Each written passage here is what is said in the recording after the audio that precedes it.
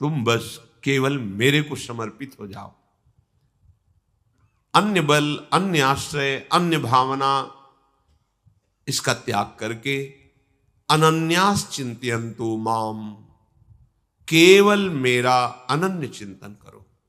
अनन्य चिंतन तभी होता है जब पूर्ण समर्पण होता है।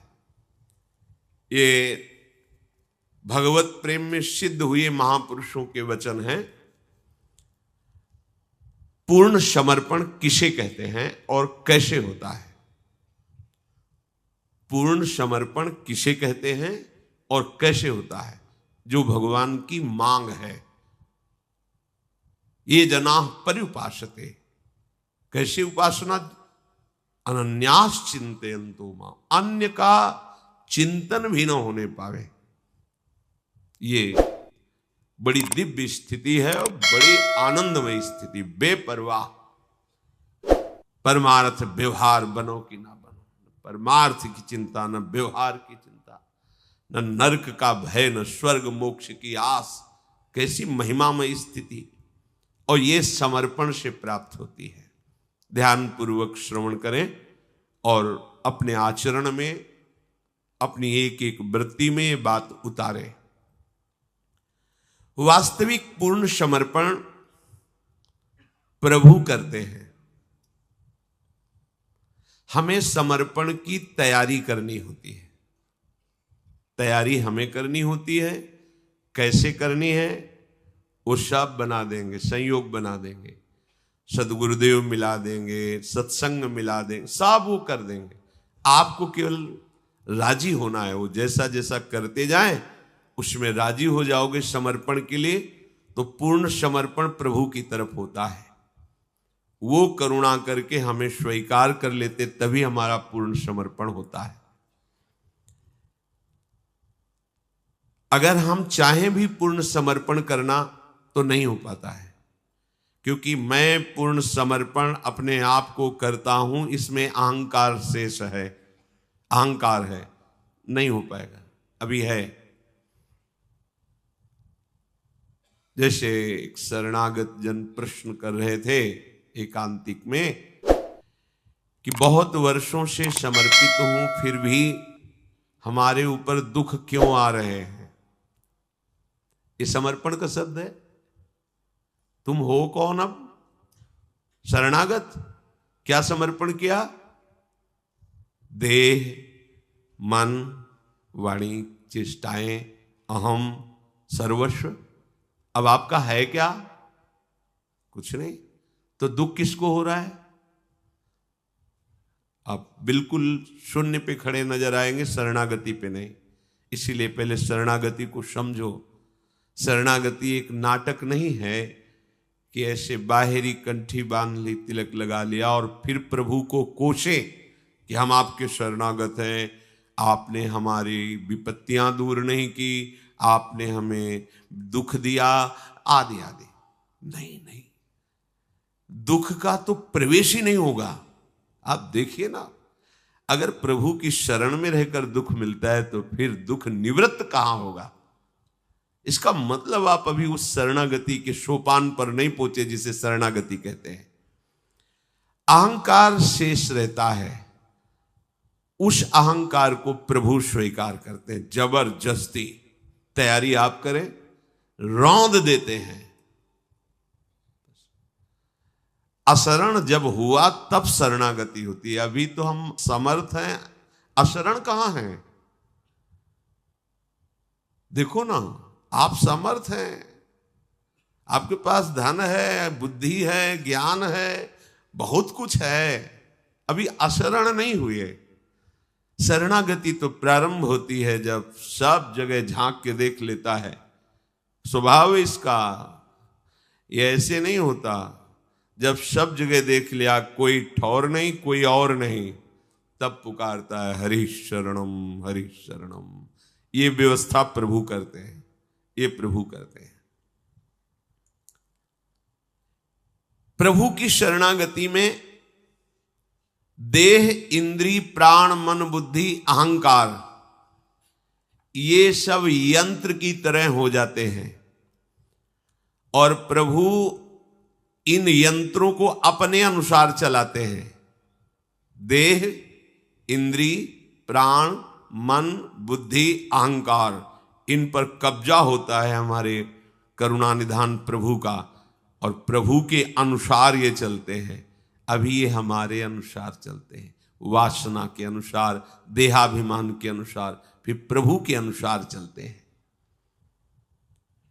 प्रभु का जो विशुद्ध शरणागत होता है, उसका हृदय लीला भूमि वृंदावन बन जाता है। उस अवस्था में लीला बिहारी युगल सरकार उसके हृदय रूपी निकुंज पर खेलने लगते हैं। वहां कोई कर्ता नहीं बचता है। प्रभु उसके तन मन पर स्वयं अधिकार करके यंत्रवत अपनी इच्छा के अनुसार उससे वर्ताव करवाते हैं। प्रभु के हाथ में उसका जीवन हो गया। प्रभु स्वच्छंद निरंकुश लीला उसी के हृदय में करते हैं जिसने अपनी पूरी की पूरी मन, बुद्धि, चित्त, अहंग सब कुछ प्रभु के हवाले कर दिया। ये आपका है, मेरा कोई अधिकार नहीं। इस समय प्रभु फिर ऐसी दो भयानक परिस्थितियां भेजते हैं जिनमें पास होना केवल गुरु कृपा ही होती है। इतनी अनुकूलता कि मरा हुआ अहंकार फिर जाग जाए। नहीं, कुछ तो है ना हम में, इतना प्रणाम नमस्कार यश, कुछ तो है ना हम में। गया, जिस सोपान पर चढ़ना था फिसल गया। इतनी प्रतिकूलता, हृदय में भाव, कहां भगवान है, कहां भगवान। जीवन हो गया भगवान का आश्रय लेकर भजन करते हुए, जीने लायक नहीं छोड़ा, कहां भगवान है। गया सोपान से नीचे। कौन जीना चाहता है। बहुत ही सूक्ष्म शरणागति भगवत प्राप्ति, एक ही बात समझ लो। शरणागति परमानंद बेपरवाह स्थिति है, बस वो समझ में आ जाए। आपका हृदय वारिश रहित हो जाए। आपके हृदय का वारिश कोई नहीं होना चाहिए, लावारिश। सरकारी कब्जा लावारिश जमीन पे हो जाता है, नहीं हो जाता। हाँ, पहले अनाथ स्थिति आनी चाहिए, तब दीनानाथ का आश्रय पुष्ट होता है। अभी तो स्वयं स्वामित्व बैठा हुआ है, पहले इसको प्रभु कृपा करके हटाएंगे। बिल्कुल हृदय द्रवित और कहीं कोई अहम नहीं, कहीं कोई सत्ता नहीं। स्थूल देह से लेकर के कारण देह तक अपना कहीं कोई अस्तित्व नहीं। यही तैयारी गुरुजन कराते हैं। इस तैयारी में जो अन्य आश्रय लिए होते हैं वो टिक नहीं पाते। तुम्हें किसी से बात नहीं करना, तुम्हें ऐसे खड़े रहना, इतने समय इतना, बस इतने। नहीं, ऐसा तो नहीं हो पाएगा। कौन बोल रहा है, कौन बोल रहा है। नहीं, हमारी कुछ दिन, तुम्हारी कुछ है अभी। गए। जिस सोपान में परमानंद स्वयं स्फुरित होता है, उस सोपान में एक ही शब्द जीवन में लागू होता है, वचनम करिष्ये तव। बस ये जीवन आपका है, बिका हुआ जीवन आपका है। तो पाई निधि मन मानी, जैसी रूप लाल हित हाथ बिकानी, निधि पाई मन मानी, मेरे बल श्री वृंदावन रानी। स्थूल देह से लेकर अहंकार तक, स्थूल देह से लेकर स्वभाव कारण तक पूरा का पूरा अपने प्रभु को समर्पित कर देना है। ये समर्पण करना भी आपको नहीं आता, इसलिए प्रभु संत सदगुरुदेव के रूप में अब वो जैसा कह रहे हैं उसमें बिल्कुल अपनी बुद्धि नहीं लगानी, बुद्धि भी दे देनी है। जब बुद्धि निर्णय करने लगे तो उसको भी वहां की जो वहां वचन है बस उतना ही। तेरी सलाह की अब जरूरत नहीं, तेरी सलाह से जब से सृष्टि हुई अब तक फंसा ही रहा, तेरी सलाह पर अब मुझे विश्वास नहीं, विश्वास है आज्ञा पर। जो ही वो इतना कर पाता है तो प्रभु स्वयं उसके हृदय में आ जाते हैं, उसको बुलाना नहीं पड़ता, ना ये कहना पड़ता है कि हे नाथ मैं आपकी शरण में हूं, आप मुझे स्वीकार कीजिए। क्योंकि जब कहने वाला नहीं रहा तो अब प्रभु को आवश्यकता नहीं आपकी प्रार्थना करने की। जैसे विशाल चुंबक लोहे को स्वयं खींच लेता है, ऐसे ही जो हृदय प्रभु के लिए समर्पण की वृत्ति की तैयारी करता है तो प्रभु स्वयं उस हृदय को खींच लेते हैं। हृदय हारी, हृदय बिहारी हमारे हृदय में ही आ जाते। जागृत शयन रहे तो उर ऊपर मणि कंचन ज्यों पाची। जैसे मणियों की कंचन की माला हृदय में, वैसे युगल सरकार इंद्र नीलमणि श्याम मनोहर सात कुंभ तनु गोरी। आठों पहर, उनको बुलाना नहीं पड़ता। यहां ये पद्धति नहीं कभी आए और एक बार दर्शन दे दिए, ऐसे नहीं। ये प्रेमियों का गढ़ है। यहां पी मूर्ति नैनन बसे तेहि रस है समाय। यहां तन मन से बिछुरे नहीं, चाह बढ़े दिन रैन, पर कबहु संजोग न मानहि देखें भरी भरी नैन। स्वयमेव उसके मन को, बुद्धि को, चित्त को, अहम को प्रभु खींच करके अपनी लीला भूमि बना देते हैं। इस स्थिति तक पहुंचने के लिए बहुत अनुभूत महापुरुषों के कुछ सूत्र हैं, सिद्धांत हैं। इनके आधार पर यदि आप चलेंगे तो आपकी शरणागति पूर्ण हो जाएगी, अर्थात भगवान अपनी तरफ से आकर आपके हृदय में प्रकाशित हो जाएंगे। शरणागति की बहुत ऊंची स्थिति होती है, पर जब तक ये लक्षण, ये बातें, ये सिद्धांत आप नहीं समझोगे तब तक शरणागति को आप समझ नहीं पाओगे। और जिसे हम समझा नहीं तो फिर स्थिति कैसे आएगी। सबसे पहला शरणागति का लक्षण है नित्य निरंतर प्रभु का भजन करने का भाव होना। प्रारंभ, शरणागति का प्रारंभ कहां से होता है? भजन से। कैसा भजन? नित्य निरंतर प्रभु के अनन्य भजन का। एक भरोसो, एक बल, एक आस विश्वास, एक राम घनश्याम हित चातक तुलसीदास। एक निष्ठा पे आ जाओ। जैसे कई जन प्रश्न करते हैं कि हम अमुक अमुक अमुक अमुक इन सब की पूजा करते हैं, सबको भजते हैं, तो क्या गलत है? नहीं, गलत कैसे हो सकता है? बहुत बढ़िया है। पर प्रेम मार्ग के पथिकों में आपकी गणना नहीं होगी। आप अध्यात्म की ऊंचाई पर चलने वाले महापुरुषों के मार्ग पर नहीं है। यहां तो तब आपकी एक भरोसो, एक बल, एक आस, एक विश्वास। कैसे? जैसे गोस्वामी जी के आराध्य देव रामजू हैं, तो कह रहे कि चातक की तरह एकमात्र, जैसे चातक मेघ का आशिक होता है, ऐसे एक राम घनश्याम हित चातक तुलसीदास।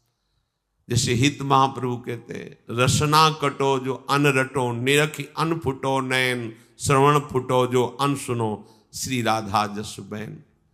ये अनन्य भजन की तरफ। अब यहां से शरणागति प्रारंभ होती है। वो साधारण भक्ति है।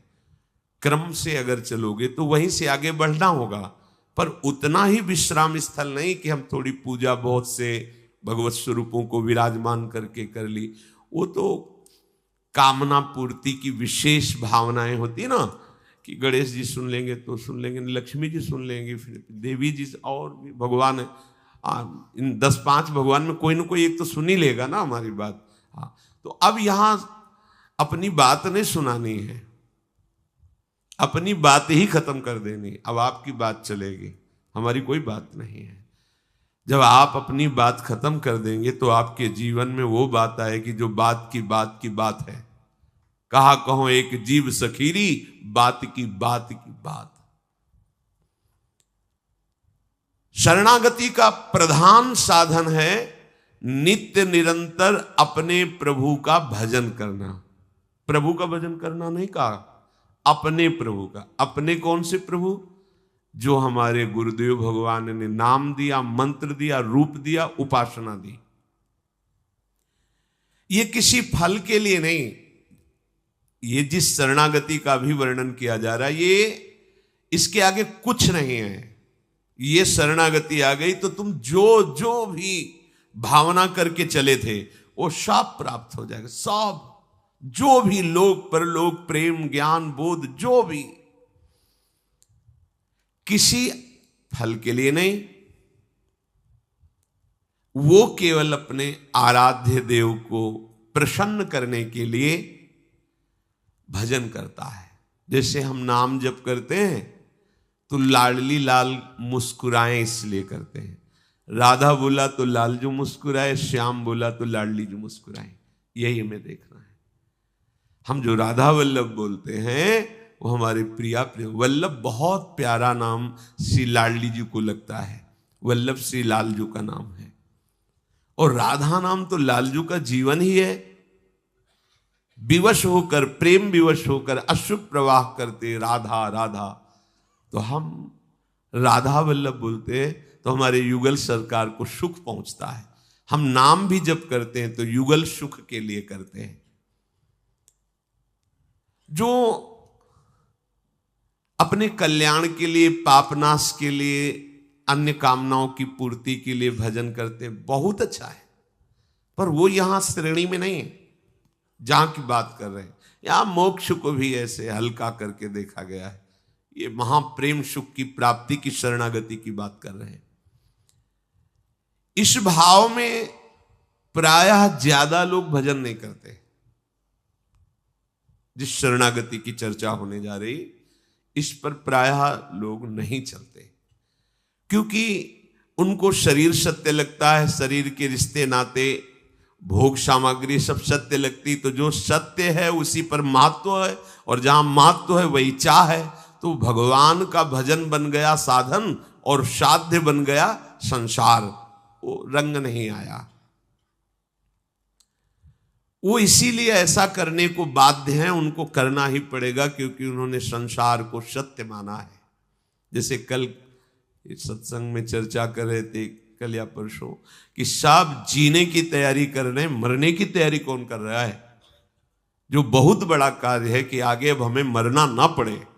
एक बार मरना ही पड़ेगा तो हम ऐसी तैयारी कर लें कि फिर अब दोबारा मरना ना पड़े। वो है प्रियालाल के चरणों के समीप पहुंच जाना, जीते जी चिंतन में। जैसे जीवन धारण के लिए श्वास लेना अनिवार्य है, ऐसे ही मनुष्य शरीर प्राप्त होने पर भगवत प्राप्ति अनिवार्य है। अनिवार्य है, कोई दूसरा उपाय नहीं दुखों से निवृत्त होने का। तो शरणागति के प्रथम सोपान पर खड़े होने वाले उपासक के लिए सबसे पहला सूत्र है अपने प्रभु का अनन्य भजन। एक एक शब्द में भाव है अपने प्रभु। और जो अपना होता है उसकी याद सहजता में आती है। आपने प्रभु को अपना ना मानकर देह को अपना माना, अन्य को अपना माना, तो सहज में चिंतन हो रहा है अपने प्रभु का निरंतर भजन। अपनी प्यारी जू, अपने प्यारे जू। सोते जागते, उठते बैठते, खाते पीते, प्रत्येक क्रिया करते, श्वास लेते श्वास छोड़ते, आपका नाम जब चलना चाहिए, भजन चलना चाहिए। भजन का विराम तब होता है जब अन्य जगह सुख बुद्धि होती है, महत्व बुद्धि होती है, अपनापन होता है। ध्यान देना, आपका भजन तभी खंडित होता है जब भजन से बढ़कर किसी से अपनापन है, किसी में सुख बुद्धि है, किसी में महत्व बुद्धि है। देख लीजिए, हम कुछ देख रहे हैं, भजन छूट गया, इसका मतलब वो भजन से बढ़कर हुआ। हम कुछ खा रहे हैं, वो उसके स्वाद में भजन छूट गया, इसका मतलब भजन से बढ़कर स्वादिष्ट वो मुझे लगा। हम किसी से मिल रहे हैं, भजन छूट गया, इसका मतलब भजन से बढ़कर के वो हमारा प्यारा हुआ। ये सावधानी। यदि किसी कारण से थोड़ी असावधानी से थोड़ी देर के लिए, क्षण भर के लिए भजन रुका, तो उसको इतना कष्ट होता है जैसे किसी का दम घोटा जाए तो कैसा लगेगा। सांस और मुंह बंद कर दिया जब कैसा लगेगा। इसलिए देवर्षि नारद जी ने लिखा है, तदर्पिता अखिलाचारिता तद विस्मरणेन परम व्याकुलतेति। जैसे मछली को जल से अलग करो तड़पने लगती है, ऐसे हृदय जलने लगे। एक क्षण हो गया, प्रभु का नाम छूट गया, अब उसको असहनीय हो गया। वो वस्तु, वो व्यक्ति, वो क्रिया जिससे भजन छूटा, अब भूल करके भी ऐसा नहीं होने देंगे। उसे ऐसी व्याकुलता होती कि वो भजन छोड़ ही नहीं सकता। तद स्मरणे परम व्याकुलते थे, ओहो परम व्याकुलते थे। देखो हम शरणागत जन हैं, व्यर्थ के कामों में अपने इस प्रियालाल का भजन छोड़ देते हैं। व्यर्थ के, न लोक के लायक न परलोक के लायक, ऐसी क्रियाओं में, ऐसे दर्शन में। आप टीवी देख रहे हैं, ना लोक में तुम्हारे काम आएगी न परलोक में काम आएगी। क्या टीवी देखने से पेट भर जाएगा तुम्हारा? टीवी देखने से तुम्हारा पुण्य बढ़ेगा क्या? टीवी देखने से तुम्हारा हृदय पवित्र होगा क्या? आप और भी गेम, ताश, जो भी, जैसे इतना समय व्यर्थ नष्ट करते हैं लोग। अब मान लो आप पहले पुराने जमाने में 10-20 लोग बैठ के ताश खेल, अब तो मोबाइल समर्थ है, किसी की जरूरत नहीं, लगे हैं उसे। अंतर्मुख कब होगे भैया? कब अपने हृदय बिहारी प्रभु को अपने हृदय में देखने की? बाहर तो तुम्हारी दृष्टि पूरी मोबाइल में है। हर चीज अब इतनी बहिर्मुख वृत्ति हो गई कि 5 मिनट एकांत शांत आंख मूंद के नहीं बैठ सकते। अगर 5 मिनट भी है तो मोबाइल में लग गए। आप कहां के पथिक हो, आप कहां पहुंच रहे हो, ये तो ध्यान दीजिए। आपके चिंतन को घसीटने के लिए, आपको बहिर्मुख करने के लिए माया ऐसे यंत्र भेजेगी, व्यक्ति भेजेगी, पदार्थ भेजेगी, घटना भेजेगी। आपको अंतर्मुख रहना है। तदस्मरणे व्याकुलते थी। आप तो आनंदित हो रहे हैं विस्मरण करके, तो आप शरणागत हैं। पहले ही लक्षण में आप फेल हो रहे हैं। जब हम भजन का ये स्वरूप समझते हैं, नित्य निरंतर भजन करने का प्रयास करते हैं, तो भगवान हमारे चित्त में ऐसी सामर्थ्य दे देते कि निरंतर भजन होने लगता है। ध्यान दीजिए, जब हम नित्य निरंतर भजन करने के लिए व्याकुल होते हैं, अभ्यास में तत्पर होते हैं, प्रभु से रोते हैं कि देखो हम इन भोगों में परास्त हो रहे हैं, आपका चिंतन छूट जाता है, तो वो कृपा करते हैं, चित्त में ऐसी सामर्थ्य देते हैं। चित्त के अधिष्ठात्र देवता भगवान वासुदेव श्री कृष्ण है। वो चित्त में ऐसी सामर्थ्य दे देते कि निरंतर चिंतन होता। मुरारी पादार्पित चित्त वृत्ति। अब प्रभु के सिवा कोई कल्पना ही नहीं उठती। जैसे जो इस प्रथम सोपान पर नहीं खड़े हैं, वो उपासक देखें, मन एक रचना करता रहता है फालतू की, कभी भयावह, कभी सुखद, कभी भोगों की, कभी वो चलता रहता है।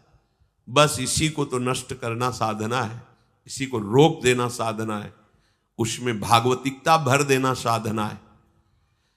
जब चित्त में प्रभु ने सामर्थ्य दी, तो अब चित्त में कोई कल्पना ही नहीं, मनोराज्य ही नहीं होता। इतनी गुंजाइश किसी एक वृत्ति में भी नहीं रह गई कि क्षण भर के लिए वो प्रभु को भूल जाए, किसी और से अपनापन कर सके। बस जहां ऐसी प्रथम भजन की स्थिति आई, अब उसके अंदर ऐसा त्याग बढ़ता है। जो हम लोग परेशान हैं, ये भोग, ये विकार हमें परेशान करता है। ऐसा त्याग बढ़ता है। कई बार कहा गया है ये बात, त्रिभुवन विभव हेतवे प्यकुंठ स्मृति रजितात्म सुरादिभिर विमृज्ञात न चलति भगवत पदारविंदा लव निमेषार्धमपि यह स वैष्णवाज्ञा। बड़े बड़े महापुरुष जिनकी खोज करते रहते हैं, जिन भगवत पादारविंदों की प्राप्ति के लिए बड़ी बड़ी साधनाएं करते रहते, प्राप्त करना बड़ा कठिन है। ऐसे त्रिलोकीनाथ भगवान श्री हरि के जो स्मरण में इतनी महत्व बुद्धि रख दिए हैं कि त्रिलोकी के संपूर्ण वैभव के देने पर भी वो आधे पल के लिए, आधे क्षण के लिए भी प्रभु का चिंतन नहीं छोड़ते। वही महाभागवत है, इस कोटि का, त्रिलोकी की संपत्ति, त्रिलोकी।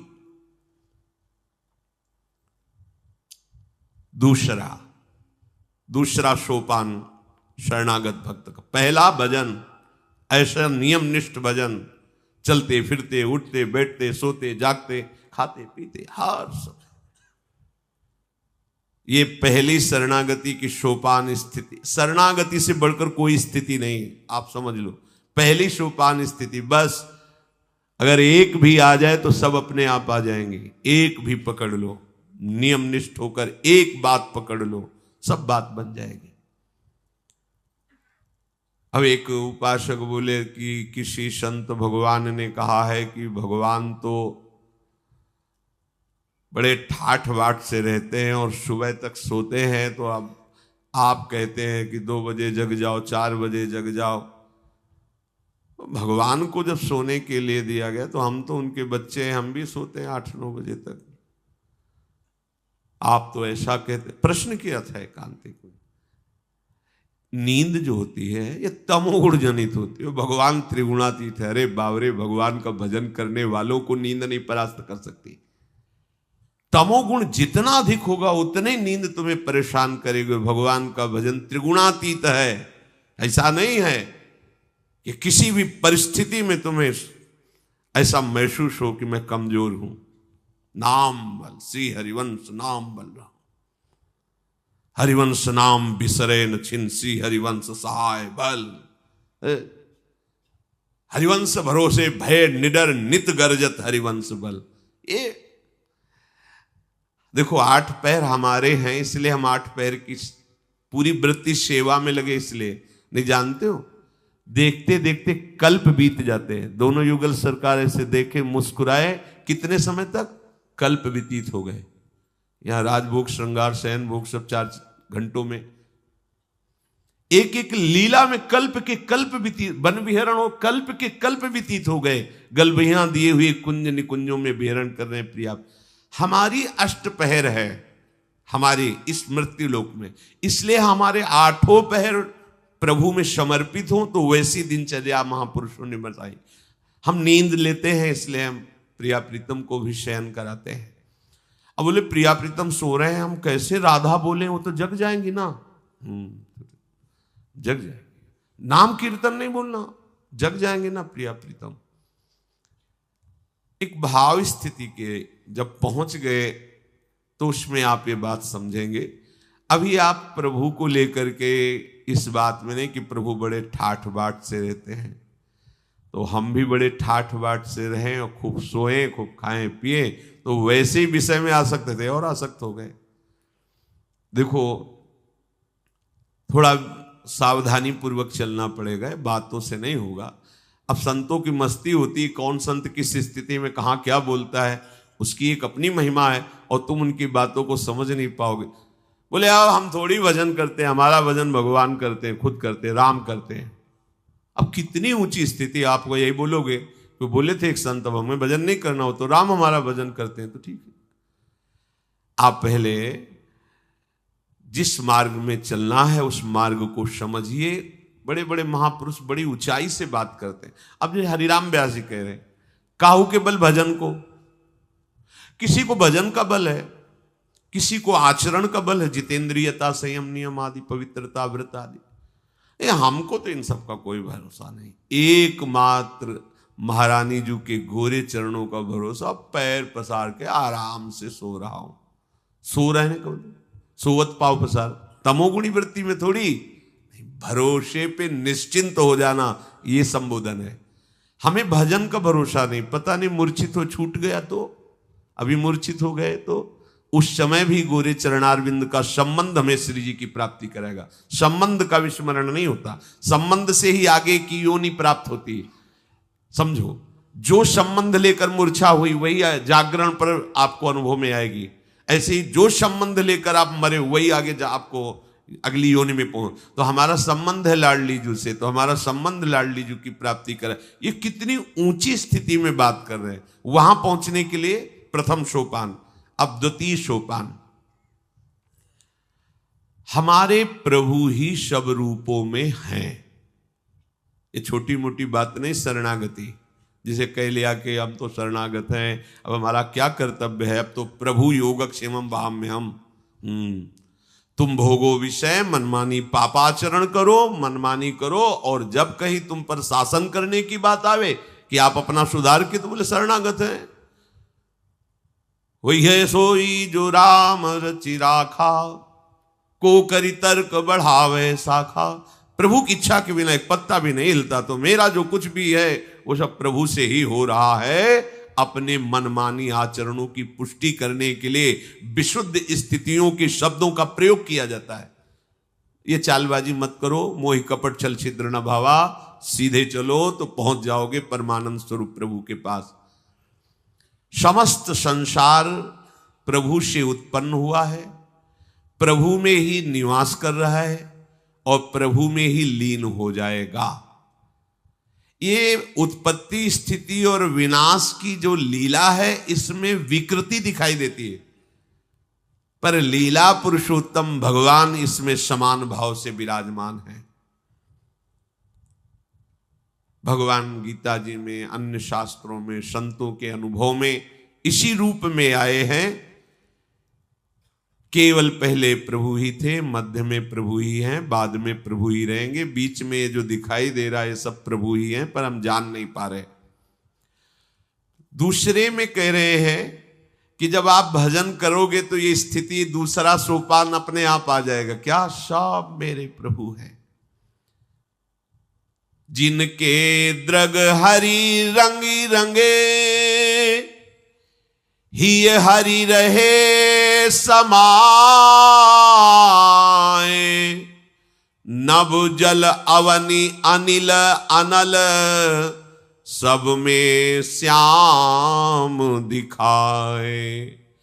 कहीं न जाए मुख सो कछु, श्याम प्रेम की बात। नभ जल थल चर अचर सब, श्याम ही श्याम लखात। को काशों के ही विधि कहा, कहे हृदय की बात। हरि हेरत ही हरि गयो, हरि सर्वत्र लखात। हरि हेरत ही हरि गयो, तो हरि सर्वत्र लखात। पहला सोपान निरंतर भजन। जब निरंतर भजन होने लगता है तो हमारे सब यंत्र पवित्र हो गए, मन बुद्धि चित्त अहंकार, और जगत में प्रभु के सिवा कुछ नहीं है, ऐसा अनुभव होने लगा।